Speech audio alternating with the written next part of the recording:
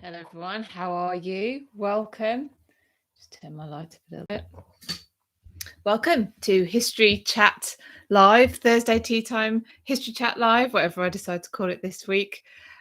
Welcome if you're joining live. Thank you so much for spending your time with me. I'm streaming live on YouTube and Instagram, but this will also be there for posterity on IGTV and YouTube and the podcast following this as well. So welcome if you're listening or watching on the catch up as well. Hi everyone, I can see you all joining. If you're joining on Instagram, please do the double tappy thing that gives me lots of hearts and let me know that you're there and you can hear me fine. And also on YouTube, if you're joining me on YouTube, please do give me a little comment. I'm always extremely concerned now with the sound on here because it doesn't always work. So let me know if you're here and you can hear me fine. That would be fabulous. Well, welcome everyone. We're back to Thursday. I know it's not quite a Friday, but it means that we're nearly there. And I do hi Janice, hi everybody. I do sometimes think, am I going to have anything to talk about? Well, I'll give you a little insight. Look, I've made some notes. There's quite a lot to talk about. If you're watching me on YouTube, please do let me know in the comments if the sound is okay. I'm sure, I think on Instagram you can hear me all fine because you're all waving to me, so that's lovely. It's been another busy week. Last week I was live from Blenheim Palace. I was down there doing I was down there doing a podcast recording with Antonia Keeney, who's the social historian and a curator at Blenheim Palace. And I was discussing with her Sarah Churchill. I wanted to talk about Sarah Churchill. And I'll come back to Sarah. Morning, Marion. Thank you for joining on YouTube. Thank you for letting me know my sound's good. That's really good to know. Thank you. I can relax now. So last week, obviously at Blenheim Palace, and I was there because I was speaking to Antonia Keeney and recorded a podcast about Sarah Churchill. And it just also happened to be the anniversary of Sarah Churchill's death on Monday. So so that tied in very well, and I'll speak about Sarah a little bit more in a bit. We also talked about Sarah on our Clubhouse Room on Monday. So any of you who joined us on Clubhouse on Monday would have been we're talking for about an hour, maybe slightly more than an hour, about Sarah Churchill. She was the first Duchess of Marlborough. Excuse me, if you've seen the film The Favourite, she is, so this is the Queen Anne relationship with her favourite, Sarah Churchill. So we spoke about Queen Anne a bit, and we spoke also about Abigail Masham, who was a cousin of Sarah Churchill, who supplanted Sarah in the affections of Anne. So we had a really good discussion about that. But yes, so that's why I was at Blenheim last week, which is why I did the live on location, which I really enjoy. I hope you enjoy them too. It's quite nice to see a bit of a different backdrop and have that and things to talk about while I'm on location. So that was fun. Now, the podcast, before I forget, that will be coming out to members of my Patreon on the 11th of November, and everyone else, it will be available on the 18th of November, so the following week. And while I'm talking about that, I just want to give a shout out actually to two people who've upgraded their membership. I'm really grateful. This is lovely. So in the last week, Laurie and Beverly have gone from being a kind supporter. So if you just want to help me, support me, I suppose, in this, then I've just got a £3 a month tier on Patreon that just helps me tick over. Any help is welcome. But Beverly and Laurie have upgraded their kind supporter membership up to the upper class, which means they have access now to the blogs and the early access material as well. So thank you so much to them. And obviously, if you would like to even have a look what on earth I'm talking about when I talk about Patreon, then you can always check it out at patreon.com /British history. And the links to that are in my Instagram bio, not on my YouTube bio. Oh, I think actually if you go to my YouTube channel, there's a link from the cover photo. But anyway, so that's that. So yeah, so I was at Blenheim, but while I was in that area, I took the opportunity to visit some other places that I hadn't been. Well, actually, one place I'd been to before but hadn't been for a while, and one place to that I hadn't been before. So one was the Ashmolean Museum, which I will tell you a little bit more about. And if you follow me on Instagram or Facebook, you'll have seen a couple of the things that I saw in the I was going to say found in the museum. They knew they were there, just me that didn't. A couple of things that I saw in the museum that I've posted about. So I'll come back and talk about that in a moment. And the other place was Oxford Castle, which was converted to a prison. So it's Oxford Castle and prison. And that's where I came across a story that I covered last night about a lady called Mary Blandy, who was an infamous murderess in the 18th century, and she was hung in the middle in 1752, I think it was, and came across her story there, which was great timing because we'd already decided that in our what was a Clubhouse room, but we're now doing it on Instagram live. Our room was going to be on women in history that were mad, bad, and dangerous to know. And so Mary Blandy fit into that very well. And if you'd like to see just the Mary Blandy bit, I'll tell you a bit more about her in a moment. But if you'd like to see just the Mary Blandy bit, we did descend into quite a lot of hysterics last night over the story. But you can see just that snippet on my IGTV thing as well. So I think if you just go to my British History Tours profile on Instagram, you'd be able to go off and it's the latest video on my IGTV. There's a link from my story at the moment to that. But thank you. I can see a few of you here with us today were listening to that last night. So I hope you I hope you enjoyed it as much as we did. The thing we were talking about women in history who are mad, bad, and dangerous to know. So I'd covered Juana of Castile. So this is one of the elder sisters of Catherine of Aragon, so a daughter of Isabella of Castile and Ferdinand of Aragon, and I covered her.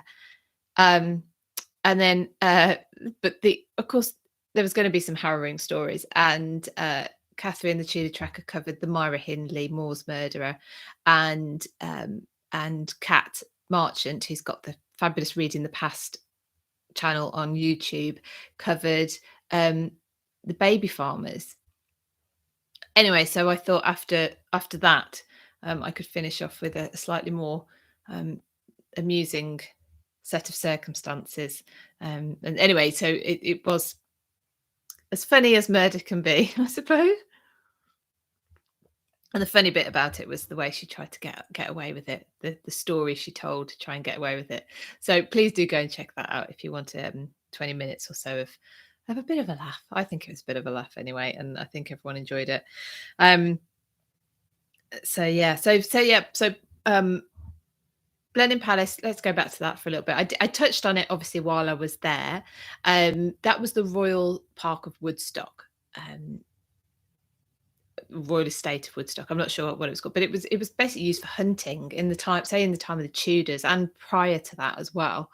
And you had Woodstock Manor. I keep wanting to call it Hall. I think it was Woodstock Manor, and in the gatehouse there is where Princess Elizabeth would be to become Elizabeth I, but where she was kept prisoner. And there's nothing left of the manor, and that's because when that is because of Sarah Churchill.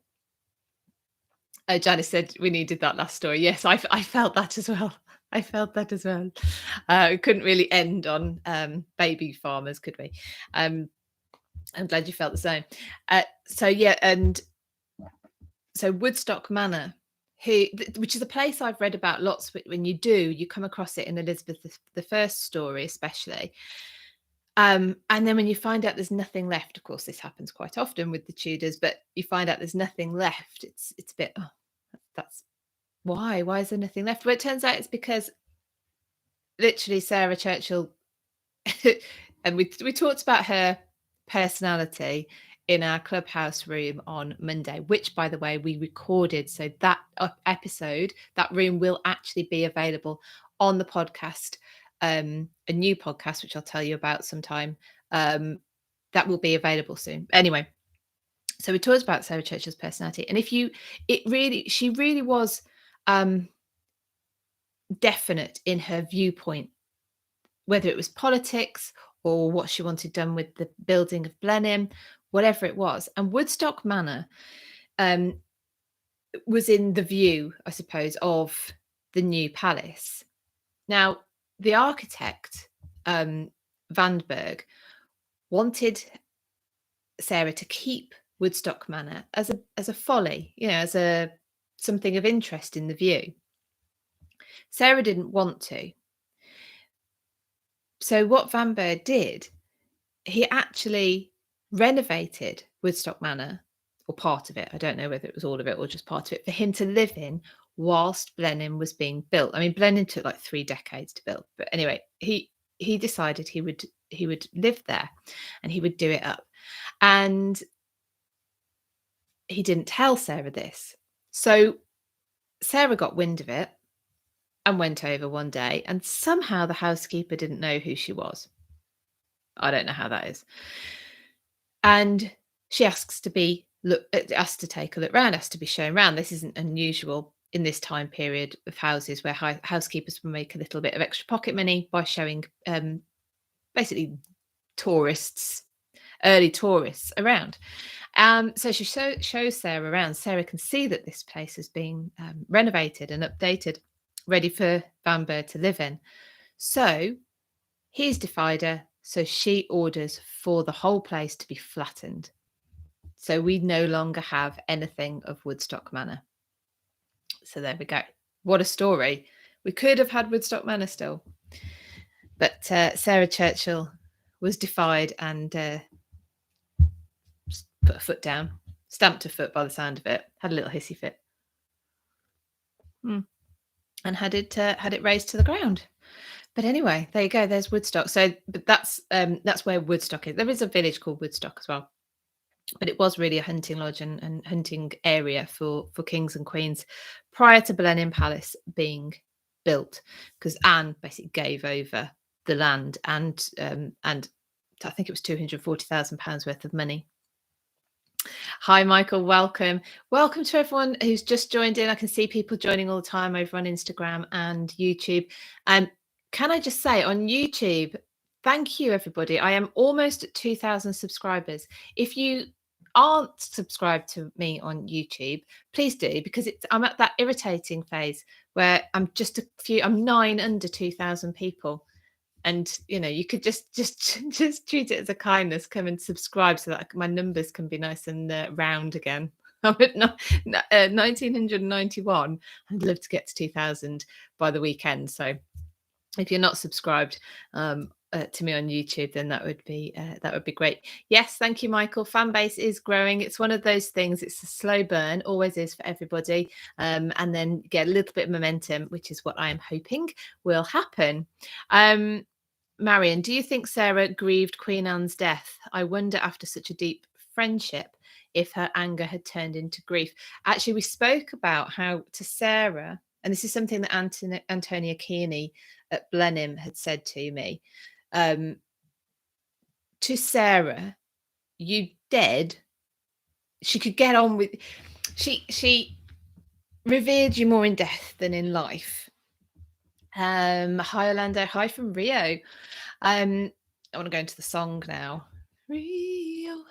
No, it's a kids' film. I love it. So yes, and when we discussed Sarah, we thought, well, with her personality, that's probably because you can't talk back to her at that point. She can make of you what she will. She can ply you into whatever viewpoint she would wish you to have, and you can't disagree. And she lost two daughters. She actually lived till into her 80s, Sarah did. So, but she outlived at least two daughters. And again, to her in death, they were more palatable than they had been to her in life. And perhaps that's the same with Anne. She outlived Anne for 40 years. I think it was 40 years. The Samba mood. Yeah. Thank you for saying I even got close. And I do wonder with Sarah and Anne how much Sarah really felt for Anne in the first place. How did Sarah get all her power? Tammy, did it say Tammy? Well, let's go into it. Queen Anne. So Queen Anne and Sarah Churchill had been together, friendship, playmates, whatever, from quite an early age. Sarah was about 5 years older than Anne, and there seems to have been a older sister, younger sister style relationship from the very beginning. And by that, I mean Anne is constantly trying to impress and please Sarah. So there's gifts after gifts after and titles and jobs. So when Anne becomes queen, when Anne's princess, and Princess of Denmark, she married George of Denmark. Sarah's in her household, and Sarah's got important positions. So she's keeper of the privy purse, or whatever it be called if she's princess. Maybe it's the same. But keeper of Anne's finances, her wardrobe. So she gets given more and more positions of power. So she has power. Now, just as an aside, actually, because this didn't come up, I don't think we discussed this on Monday when we were talking about Sarah, but it will be in the podcast. Sarah was actually a very astute business start. Well, I suppose we'd say business business type. We might describe her as now, but she was very savvy. So she invested in property. So actually, by the time she died, she had a lot of property and wealth in her will to distribute, and that's because she was savvy. So she got her power through having positions, and therefore income as well. Obviously, she was married to John Churchill, who was Duke of Marlborough, so he was head of the Allied forces, prominent figure in the wars of the Spanish succession. I need another sip of my tea in a minute. And so presumably they had a big income, but she seemed to be quite savvy with how she invested it as well. So she was powerful in terms of position, and then also powerful in terms of wealth, even after Anne had died.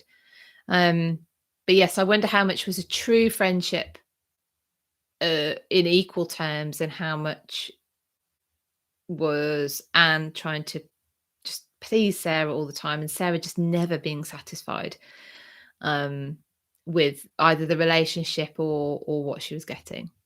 But it's interesting, and it's it's a relationship that I think is always worth looking into more and more. It's a long relationship, and the evidence, by far, I've got a lot more to read by far about it. But very interesting, and we talked about The Favourite, the film. Yes. Have any of you seen it? Have any of you seen the film The Favourite? If you have, I'd like to know what you thought of it. Pop it in the comments. But we talked about that. Blenheim as well, of course, is the birthplace, I don't know if you knew this, of Winston Churchill, our wartime Prime Minister. And you can actually visit the room that he was born in. So I think I mentioned this on they hated it, yeah.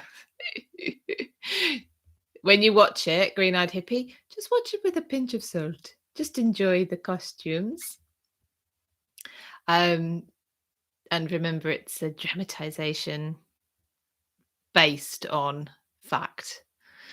So Yes, so Winston Churchill. So he was actually born at Blenheim. So when he was born, it was his grandfather who was the Duke of Marlborough. Janice, yeah, I would recommend watching it. I've now watched it. Now it's about £3.50 on Netflix, as opposed to when it was, I can't remember what it was. It was like £10 to rent it or something. And I was like, no, thanks. And I waited till it came down. So I wouldn't have wanted to pay a lot to watch it. But then that's me in historical drama anyway, to be frank. But yeah, I would recommend watching it. Also, if you've taken an interest in historical properties, you can do a bit of historical property bingo, and see if you can recognize some of the sets, some of the, well, not sets, are they? Some of the locations.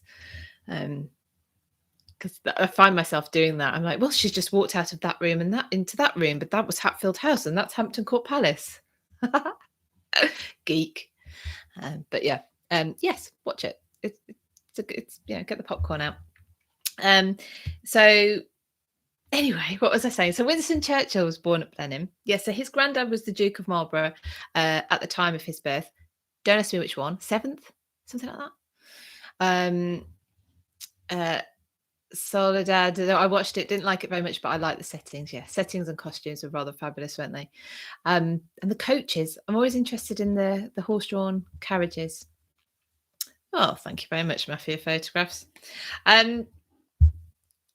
Right, so Winston Churchill's grandfather was the Duke of Marlborough when he was born, and his so Winston Churchill's mother, oh my goodness, can't remember her name, was at a party at Blenheim Palace, and apparently he was 6 weeks premature. I thought he was less premature than that. Either way, she wasn't expecting to go into labour at this party. She does, and she sorry, I'm just reading the comments. And she gives birth in a room not too far from the entrance hall, actually. And you can go into that room. Let me see what we're saying. But just joining now. Yes, I'm very well, thank you. Yes, thank you. And I hope you're doing well as well, and the shifts aren't too bad at the moment. What was Sarah's relationship with Queen Mary? Loved the costumes, not the movie. Yeah. Well, so most of what I know at the moment is based on my talk with Antonia Keeney, which was more around Sarah's relationship with Anne, once Anne, well, on the run up to Anne becoming queen and when Anne was queen. But of course, Mary and William, Anne's immediate predecessors, are contemporaries of Sarah, of course.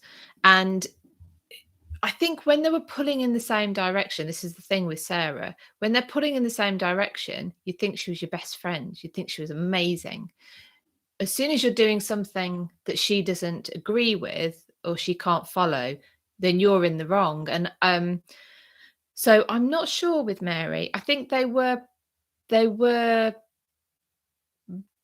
practically wanting the same sorts of things at the time. So I don't know, and I don't know what they were like personally together.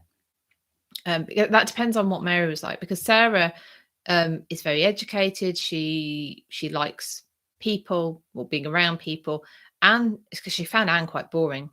Oh, Doug the Seventh, thank you. So so when Winston Churchill is born, his grandfather is the 7th Duke of Marlborough, and he's at Blenheim Palace. So Winston Churchill is obviously related to Sarah Churchill, but he never becomes Duke of Marlborough, because it's he had an older brother. Sorry, not his older brother. His father had an older brother. His uncle. Oh goodness. Okay, I'm having my tea. Hold on 1 second. But Blenheim's fabulous. If any of you haven't been and you're planning a trip around the UK or to the UK, then pop Blenheim on your itinerary. So what have I got here? Michael, have I read the book The Last Duel? No, I haven't. Is that a recommendation? I do like a good book recommendation. I give you mine, don't I? But mine are all mine are all very I don't do I don't do historical fiction very well because when I really like it, I really like it, and when I don't, I don't finish it. There is a book that I helped review by Leslie Smith out at the moment called just out called Wolf Moon. I would recommend that. She's amazing. Um, Actually, I've been to see her this week up at Tutbury Castle, but I've spoken about her quite a bit in the past in Tutbury Castle. She is. Oh, it's a true story. Good. Okay, I like the idea of that. So yeah, so I went to Tutbury Castle to speak to Leslie. Leslie Smith does. I'm going to record a podcast with her very soon about her characters. She does monologues dressed as female historical figures. She actually, I've never asked her about it, but she does Margaret Thatcher, but she does Boudica, right back to Boudica. I've seen her as Catherine of Aragon and as Elizabeth. No, I haven't seen her as Elizabeth I. Actually, I've seen her as Mary Queen of Scots. Mary Queen of Scots was held captive, you see, at Tutbury. So I've actually seen her do that at Tutbury, and she will be on the Life and Times of Elizabeth I tour next year. That I'm running, coming as Elizabeth I, which is going to be very fab. But I will be recording a podcast with her soon about her characters, how she develops them, why she decided to portray these figures in history in the way that she does, and any other question I can think of. I'm really intrigued about how she researches them, how she decides what to put in, leave out, and how on earth she learns the script for a 30, I think that her monologue is about 30 to 40 minutes long. I just find that incredible. And I've done amateur dramatics, so I've learnt script before, but never a monologue. I mean, it's massive. Michael does a good impression of Boris Johnson on a bad hair day, on your bad hair day. He always has bad hair days, doesn't he? So while I was there, like I said, I went to the Ashmolean Museum. We're coming up to the 5th of November, which is our Bonfire Night, which is the commemoration of the gunpowder plotters being captured before they managed to blow up Parliament. And in the Ashmolean, there is Guy Fawkes' lantern that he had with him when he was captured, because obviously it's Guy Fawkes who was captured. So have a look at. I'll obviously do a post about that on the 5th of November. So that's what I went to try and find. The other thing I wanted to look at was Alfred the Great's jewel, which again I'll do a post about at some point. And then there are two other things I didn't expect to find that I was hunting around for Guy Fawkes' lantern because I couldn't find it. I found, like I say, I didn't find. The museum know they've got them. I can, but I didn't know. Two other things. One of them that you'll have seen on my Instagram and Facebook again, if you look, and I've started to share them on YouTube as well. I forget that I can share posts on YouTube, so I'm getting a bit better at doing it. But one of the things was Henry VIII's hawking glove, and I mean, I have to say the museum generally writes reported to have belonged to, or so it's not definite stuff. However, if you have a look at the picture, it's a right-hand glove. So he would have had, I didn't realize this, but he would have had a pair of gloves apparently for hawking. Did I say it was hawking glove? Maybe I didn't. So he'd had a pair of gloves for hawking. But if any of you have seen any falconry shows or read anything about it, that they land on their left hand. And someone asked me the other day, and I forgot to answer, why do they land on their left hand? I can only presume, so if anyone knows, please do feel free to comment, but I can only presume that it's because you would always leave your right hand free, because it's assumed that your right hand is your dominant hand. So the bird would land on your left hand and you've got the right hand free to do the fiddly cap, the bird's cap, because they put like a little motorcycle helmet over the bird's head to cover their eyes, actually, and they calm. They don't, obviously they're not going to fly off when they can't see.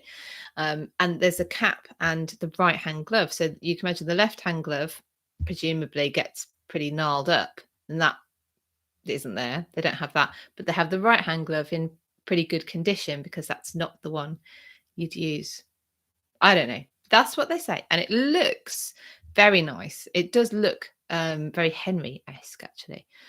So that was there, and the other thing that was there, which is slightly confusing in the dating, I have to say, is Henry VII, a funeral pall of Henry VII. So these would be used, also known as a hearse cloth. These would have been used at memorial services, and Michael says maybe because your right hand is your sword hand. Yes, I can't. That sounds. I've got a sword in my right hand and a hawk in my left hand. Multitasking. But yes, I imagine because it's your right hand's your dominant hand, you need it free for. I don't know, in case someone attacks you while you're birding. So, where was I? Namaste. Welcome. So this funeral pall. So it was used at memorial services for Henry VII in that they had at the Church of St Mary the Virgin in Oxford, and it's beautiful. They date it from, I think they dated it as 1704 or 5. Now he didn't die till 1504 or 5, but he didn't die till 1509. So I don't know how they date it. I don't know if they date it from the cloth or what. I don't know, but it's exquisite. It's made of cloth of gold and velvet, and the embroidery. So you've got in the middle Henry VIII's coat. Sorry, Henry VII's coat of arms, and then so that's in the middle, and then repeatedly, you have. So it has they're both at portcullis and the Tudor rose, both with crowns on top. Your left glove is completely different to your right, being thick enough to protect from the bird's claws. Oh, they wouldn't have been a matched pair. Okay, so maybe the right one is the pretty one. The right one's the showing off hand glove, because it's got nice embroidery around the cuffs. It's really quite nice. Have a look. Go and have a look at my Instagram. Not right now, afterwards, and you'll be able to see it. So that was good. That was good to come across. And then the other place I mentioned that I went to see, which is the first time I'd never been there, is Oxford Castle and Prison.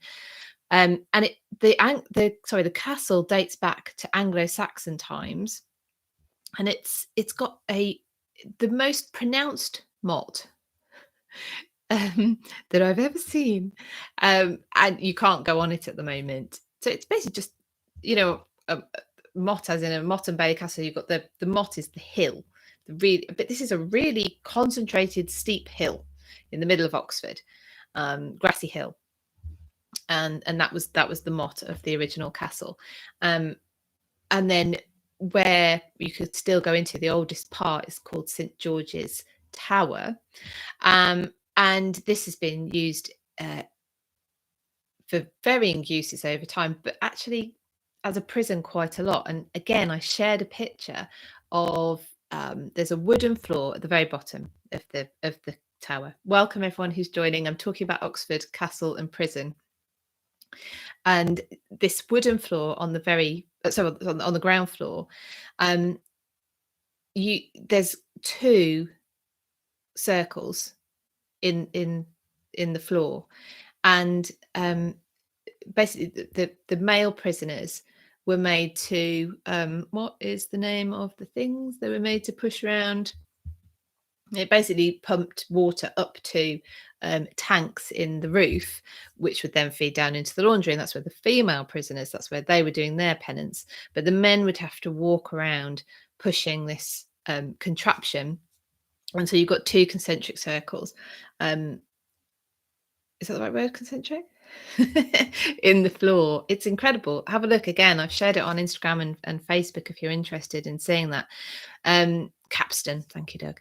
But they were so the tower, though, also was the site of soldiers in the English Civil Wars being kept. in horrendous circumstances. You stand in the same room, and obviously probably with COVID as well and everything now, there was like 6 of us or something in there, and there would have been like, I don't know, 40 or something in there when the soldiers were kept prisoner. If they died, they were left. There was no toilets. It just would have been horrendous. It's also where Matilda of the anarchy period. So this is the King Stephen versus Queen Matilda, or Empress Matilda time. She apparently escaped from here. Now the story goes, and see what you think of this. The story goes that she escapes from an upstairs window in the tower on bed sheets. I think her and 2 servants, accomplices, whatever. And it's snowing, or it has snowed. So they wear white and then walk backwards in the snow. So she's supposed to be in this white cape and walks backwards in the snow, so that anyone who sees the sheets thinks that it's someone coming up to the tower and trying to get in. But I'm thinking, a cape. Have you ever tried walking backwards in the snow? I mean, I haven't, but I'm not imagining that it leaves exactly like the same sorts of footprints that it does if you're going forward. But anyway, I digress. She escaped from that tower, but it was turned into. It's got a history as a prison anyway, and it gets added to right up. Well, I think it was used as a prison up until the 1960s, and actually one wing of the prison. Here you go. Anyone with an odd sense of humour. Is now a Malmaison hotel, so you can go and stay in it. I think I have seen it on Instagram actually, somebody sharing about it. But you can actually go and stay in one of the wings now of Oxford Prison, and it looks very much like you'd expect a prison to look, and you can go and stay there. I could recommend some nicer places if you're in the area. But yes, so there was a yeah. Well, who wants to break into a prison? Tell me, who wants to stay in a prison? It just honestly, because in the mid, in the in the middle, it's still the same. The staircases and the no, thank you. No, thank you. It was quite intriguing to look at. But there was a chapel there once, and the only bit left of the castle would have had a chapel. Say, obviously, I think most did. The crypt is still there. Supposedly haunted. I didn't stay long enough to find out. So that was interesting. What else was there? Oh, well, then this is where I came across, yes, full of spirits indeed, because people were hung within the prison. So I came across the story here of Mary Blandy, which I've already so I mentioned her at the very beginning, and anyone who's listening to our Instagram live for our History After Dark club room last night, I spoke about Mary Blandy. She was kept at the prison, but she was hung somewhere in Oxford. There's two potential places she was actually hung, but hangings were oh good, thank you, Shannon. The hangings went inside prisons at some point. I'm not sure when. So yes, I'm sure there are lots of spirits around there. I mean, because you talk it well, way over 1,000 years worth of history on that site. So it's it's very interesting. The Green-Eyed Hippie, please do more of those History After Dark lives, like twice a week. It's the highlight of the week. Well, the only trouble is we do have other stuff. So we actually do, between us, 5 live events a week. So you can join us on Clubhouse on a Monday and a Friday at 5 o'clock. And oh yes, and a Thursday. I don't do this one, but Catherine and Gail Thomas do this one on Thursday at 8:15. Gail Hume, sorry. And then on Instagram, you can join me on a Wednesday night, 8:15 p.m. That's for History After Dark. It is where we let loose a bit. But also on a Friday, I'm very much better behaved on a Friday at 4 o'clock in the afternoon, where we talk about visiting Tudor Britain. I keep getting the name wrong. Visiting Tudor Britain. Now, when we go live on Instagram, we go around our different profiles. So keep an eye on my story, and I will let you know when and where I am going live. Good, thank you, Green Eyed Hippie. You're gonna have to tell me your real name one day, and I will try and remember it. Oh, Shannon, you studied at Oxford. There were lots of students around. I did notice. Yes, well, of course, it's a university city, isn't it? I'd like to explore it a bit more. Deja, is that how have I pronounced that right? I will try and remember that. But thank you. I'm so glad people are really enjoying it. So if you're enjoying it and you know someone else who would enjoy it, please help us kind of spread the word. And I may as well tell you now that the History After Dark room will have its own podcast very soon. So if you do miss it, you can either catch up on it on Instagram, either it'll be my profile, or Katrina Marchant, or the Tudor Tracker, which is Catherine. I'm not on Twitter. No. No. I don't know. I find Twitter a bit of a, I don't know. I focus more on Instagram, really. Laurel, love the IG lives. I can figure out that technology. Yes, exactly. Yeah. So Usborne Books, Debbie, if you sign up to my newsletter, here's a shameless plug, but it is free.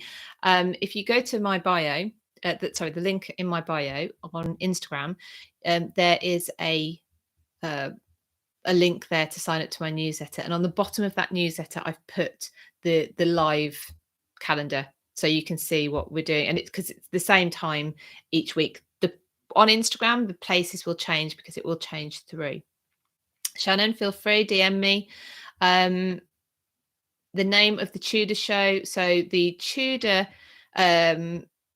show so we have two on a Friday. One is on Instagram, which is Visiting Tudor Britain, and that's at 4 o'clock. And then at 5 o'clock, we're on Clubhouse, and that is our history half hour in the Tudor History Club.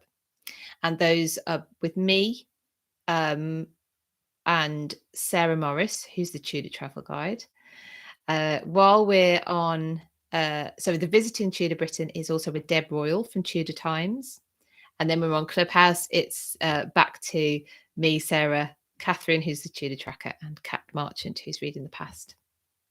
So there's quite a few of us involved now. It's ever so fun. We get to cover so much stuff. Yeah, so I'm quite glad to be putting it on Instagram because people can catch up with it later. Half hour. Doug says half hour, laugh. Yeah, it's never half hour anymore, is it? But yeah, people can catch up with it on Instagram, or like I say, the History After Dark room will also be a podcast with an explicit warning on it. It's not for the faint-hearted, but it's the most fun I think I have it all week, so it's good. It's good. So we discussed, because we've this week so far we've done Sarah Churchill, like I say. Oh, last Friday we had Charlie Fenton on our Clubhouse room. Janice, yes, there is a Clubhouse room this Friday at 5 o'clock. We are so bad at scheduling them. I'm so sorry, but yes, it will happen. It will be there. Can't remember what we're covering. But yes, there will be. We for Halloween in History After Dark, we're starting, so next week, because we've got a couple of weeks, haven't we, until Halloween, but we're doing ghosts and witches, witchcraft, that kind of thing, in our History After Dark room, which will be on Instagram. Next Wednesday it'll be on my profile, so you'll be able to see on my, like I say, if you have a look on, if you just keep an eye out on my stories, I share with you when we're going live and on whose profile. So yeah, just keep an eye out. Yeah, so I think that's been everything on the live events. I've got a couple of new videos out. Um, they're only short as usual. Next year, I'm going for the biggies. Thank you, Deja. Yeah, so next year I'm going for the biggies. There's just going to be one. My lives will be going on, but in terms of a kind of documentary style video, it's just going to be one a month. It's going to be women in history, but not for any other particular reason other than when I made my list of people I wanted to cover, they happen to be mainly women. So it's not a particular statement, it's just the way it's worked out, but I'm going to do women in history. So there'll be 12 videos. They're going to include people like, if I can find out enough about her, Eleanor Code, who I've spoken to you about before. She created a substance that's like, it looks like stone. Sorry, Marianne, please sometime talk about how King Charles paintings, how Charles I's paintings were sold.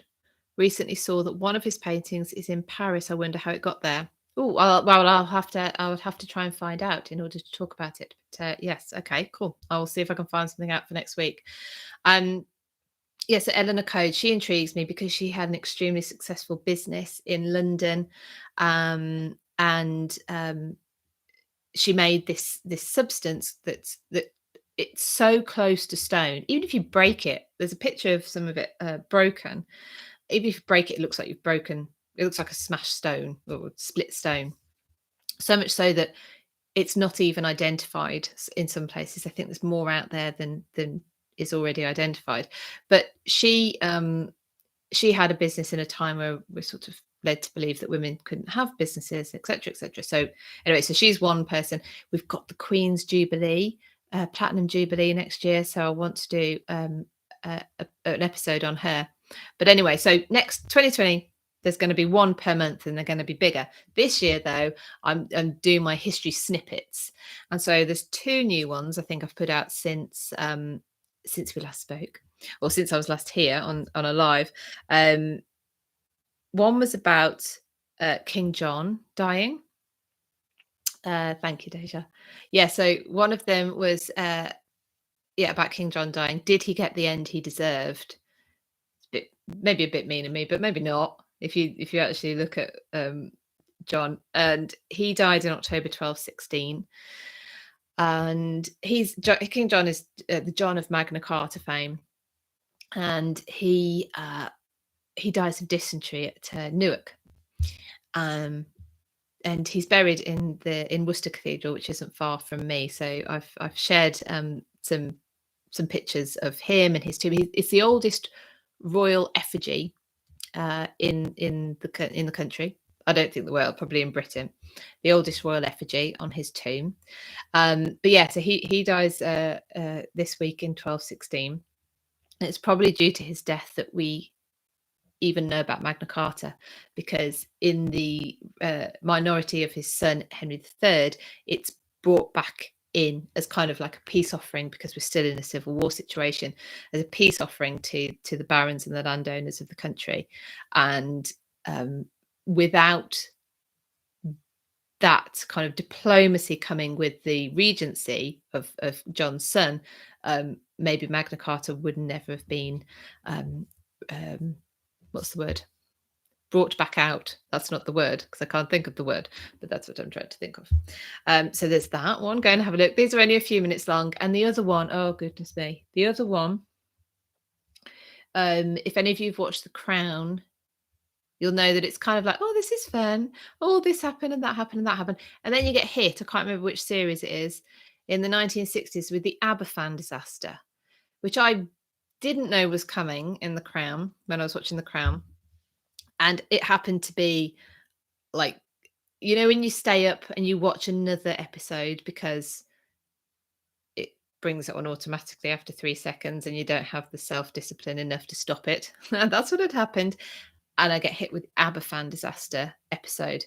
So this happened in 1966 in a Welsh village called Aberfan. And so basically it's a mining village, and the spoil heaps were on the edge of the village, and they'd got too big. But they knew they got too big, I think, but they did it, and there'd been heavy rainfall, and the one of the spoil heaps, which had been undermined by the rain, turned into slurry, and it just collapsed. There was an avalanche basically into the village, and it honestly, I've put on the thumbnail that it's the hardest topic I've ever had to cover. Well, I don't have to, but that I've covered, and it chokes me up every single time. This slurry heap buried it buried the primary school. So this school full of children, sort of maybe up to about 11 years old. I'm not sure exactly how old they were, and yeah. So there's not words of a big enough gravitas, I don't think, to describe it. Disaster even doesn't seem to cover it for me. But anyway, so I've done a video. So that's actually today. The anniversary of that is today. That happened in 1966. And of course, there's one school for the village. So it was all of the children. There weren't many survivors. So anyway, I need to move on from that before I start crying. So we've been doing 51 minutes. Thank you to everyone who's stuck with me. Thank you, everyone. Honestly, I really, really appreciate you spending your time with me. And you might be new here, actually, because I have had quite a few new subscribers and followers in the last few weeks. So thank you. Help me if you're not subscribed on YouTube to get up to 2,000, because I'm at an irritating stage of being only a few people off 2,000, and I like to see round numbers. That's my excuse, and I'm sticking to it. So yes, I'd love to see you. Love you to subscribe.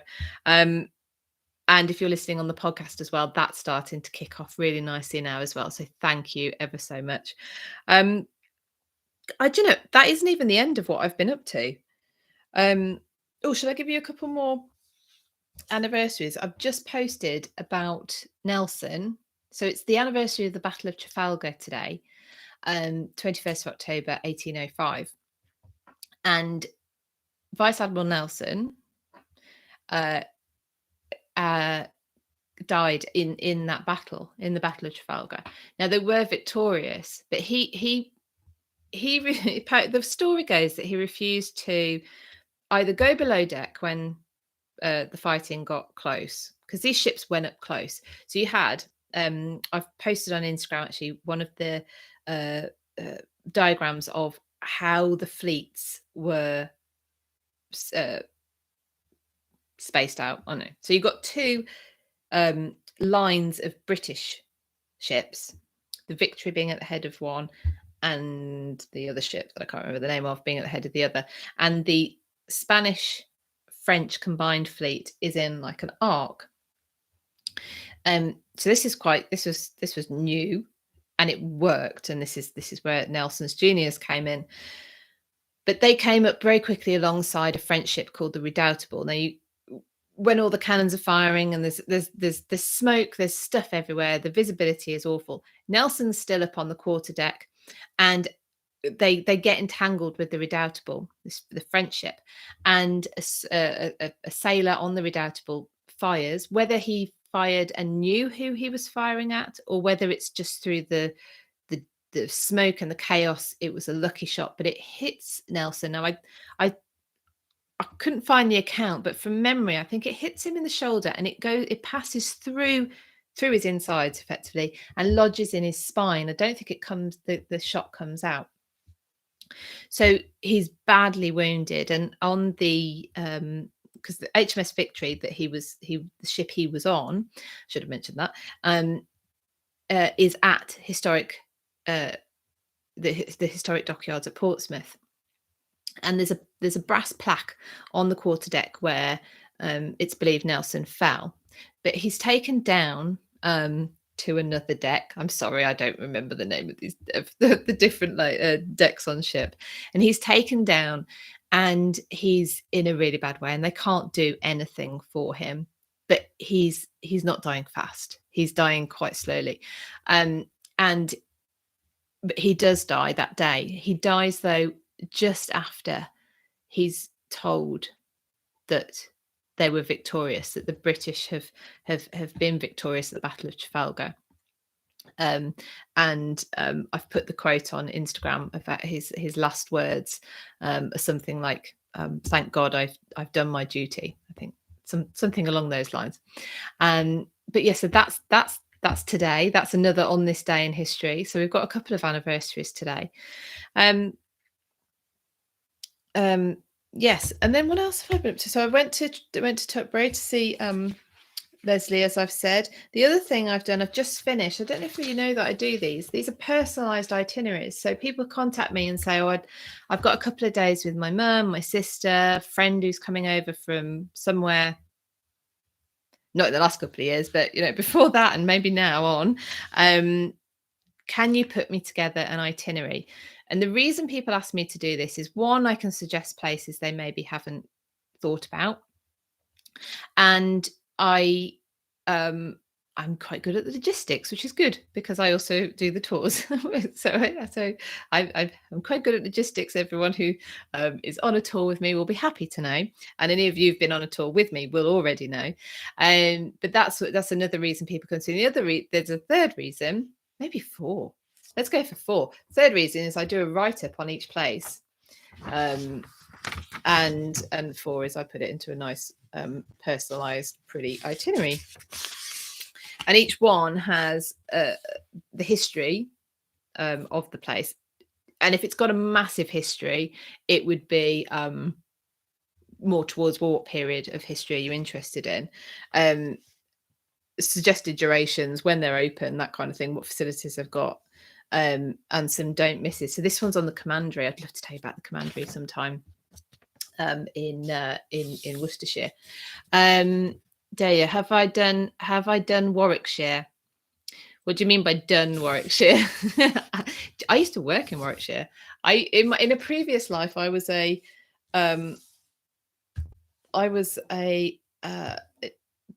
managed a team of water inspectors, and my patch was Warwickshire.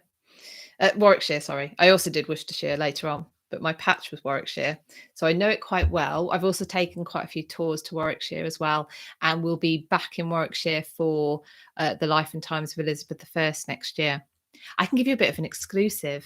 Do you want me to give you a little bit of an exclusive? And yeah, I'm going to write out to the people on that tour straight after this, so that I haven't done a naughty. But I can confirm 2 more speakers for that are coming on the Life and Times of Elizabeth I tour next year. One is Jonathan Foyle, who is amazing.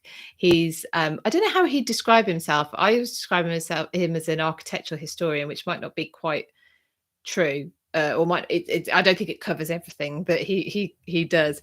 But he's incredible. He's done loads of brilliant programs on TV, and his blooper reels are hilarious because he never swears. Like, and anyone who's watched History After Dark will know that. That's not my MO. Not if I was being dropped from the dome of St. Paul's, which is one of the points. I think it sort of just goes that. Obviously he's on a fall arrestor, so he doesn't go very far, but he just sort of goes whoops or something like that. Anyway, he's a lovely man, and he's an incredible historian, and he was once he's a past curator at historic royal palaces as well, especially Hampton Court. I think he had a lot to do with, so he's going to be coming and talking to the group, doing the opening night actually, and the other one is Tracy Borman.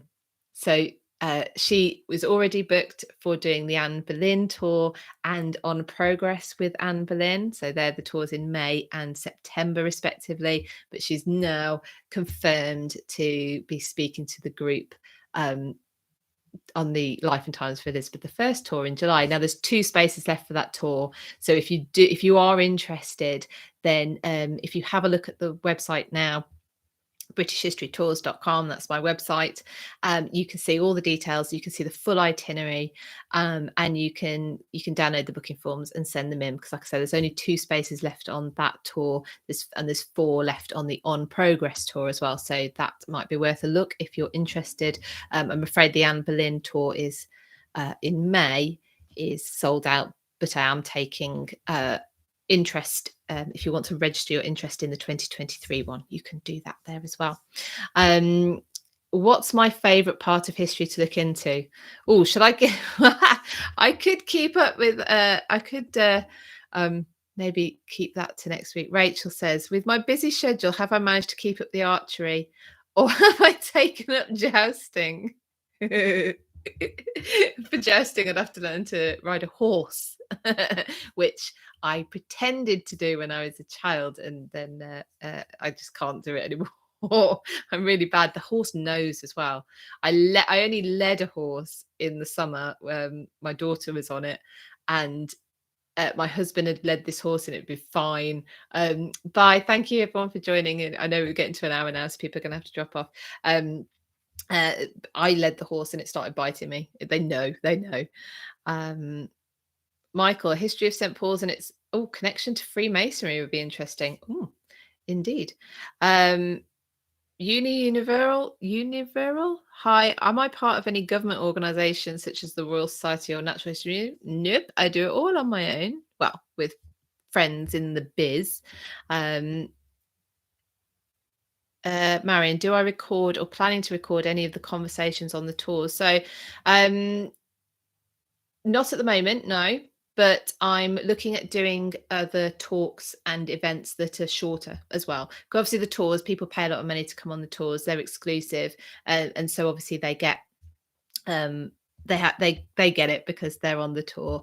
But I am looking at doing some other events and talks, and obviously as much as I can, people are on the podcast interviews. And I mean, if you're interested in that kind of thing as well, then my Patreon is a good place to go, and because that's where I do sort of exclusive historian interviews as well. And a lot of the people who come on the tours, because I've made that connection, they'll do a podcast with me as well. And in fact, I am recording one with Tracy. We've got a date in the diary to record it in November, so that will be available as well. So hi Celia, thank you so much. So I am you seem to be very enterprising and using your gift of the gab. I'm going to take that as a compliment, and the advent of social media to the fullest. Well, there's a whole backstory there, which I won't go into now, but I've been around for quite a long time, but not but I only sort of more recently making the most of coming in front of camera and getting more confident with that. But I just love it. I mean, we're having a chat about history, and I know lots of people comment here, which I really appreciate. Thank you so much. And I know obviously I get lots of people contacting me via direct messenger as well, and saying how much they enjoy the history chats and everything else that we do, and what I do with my colleagues as well on Clubhouse and on Instagram. So it's great. And like I say, we're going to have the History After Dark podcast coming. So yeah, technology for all its ills is also a force for good as well. Thank you, Rachel. Thank you for joining. And yes, hope to see you very soon. So everyone, I will leave you to your day. I've taken up enough of your time already. Thank you so much for joining me. If you're around on Instagram tomorrow at 4 o'clock, then we're going live on Tudor Times profile for visiting Tudor Britain. And if you're around on Clubhouse at 5 o'clock, I will be there with Sarah, Dr. Kat and Catherine, doing our history half hour in the Tudor History Club. So I hope to see you sometime in the week, if not here again at this time next week. So thank you ever so much, everybody. I will see you all very soon. Bye.